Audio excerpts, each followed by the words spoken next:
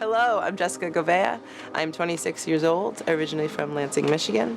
Now I live here in New Orleans, Louisiana, and I want to connect women all over the world.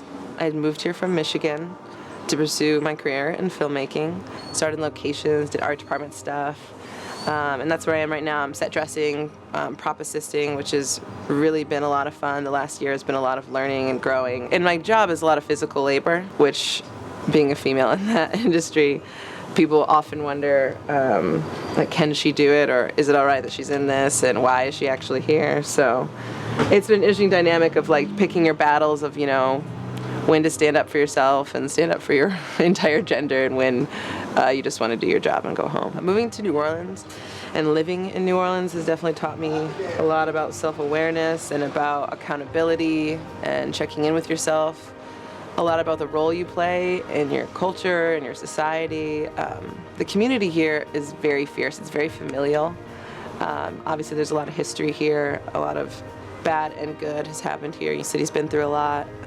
And, you know, with gentrification playing such a huge role, and, you know, being a transplant in the city, you know, and being able to be a student, I always like to preach, you know, always be a student no matter what you're doing, where you are. You know, there's always something you can be learning from everyone around you, and especially in the city. There's a lot of people here that are willing to take the time to teach people that I think they don't necessarily have to.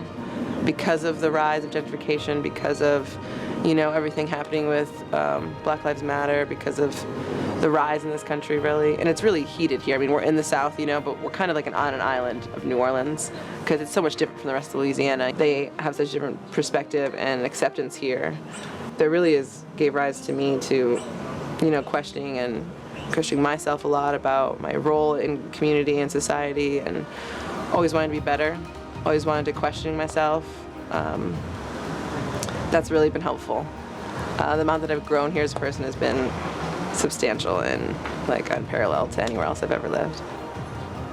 I want to explore the social community in Morocco, to see what it's like to have fun, to, you know, spend spare time, and what it's like on the everyday basis. You know, what are families like? What are dynamics like? When it comes to, like, the Western world, you know, what's their expression of those things that I feel like are the same for us, but just in different ways? I think a lot of my life has been shaped by powerful women of color.